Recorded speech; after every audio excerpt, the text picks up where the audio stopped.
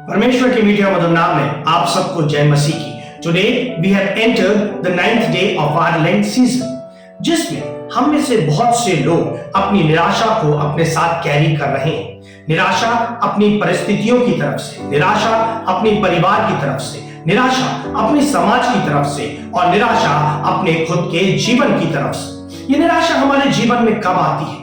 ये तब आती है जब हमारी अपेक्षाएं और वास्तविकता का मेल नहीं होता है, जब हम चंगाई के लिए निरंतर प्रार्थना कर रहे होते हैं और चंगाई वे नहीं मिलती और बीमारी हमारे जीवन में बनी होती है, जब हम बहुत कठोर मेहनत कर रहे होते हैं तब सारे रास्ते और दरवाजे बंद रहते हैं, जब हम कुछ अच्छा करने का प्रयास करते हैं तब हमारा जीवन और ज्यादा कठिन लगने लगता है, तब हमारे मन से एक धीमी सी आवाज निकलती है और कहती है कि हे परमेश्वर तू कहां है। रोमियो 8 और 28 में लिखा हुआ है कि सब बातें मिलकर भलाई को उत्पन्न करती हैं। God uses disappointment to reshape us।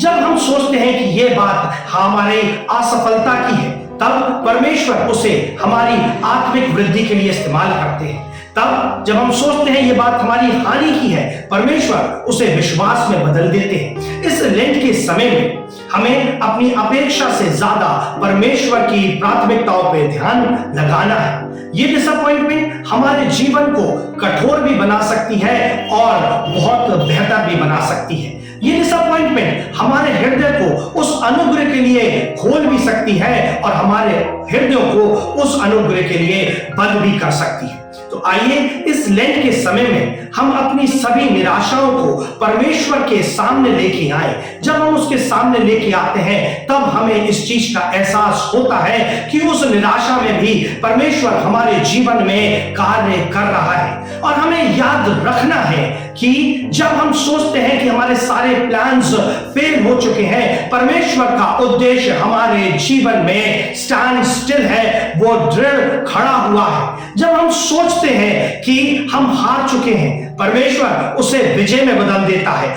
और जब हम सोचते हैं कि ये हमारा अंत है, परमेश्वर उसे एक नई बिगनिंग में बदल देता है। आमीन।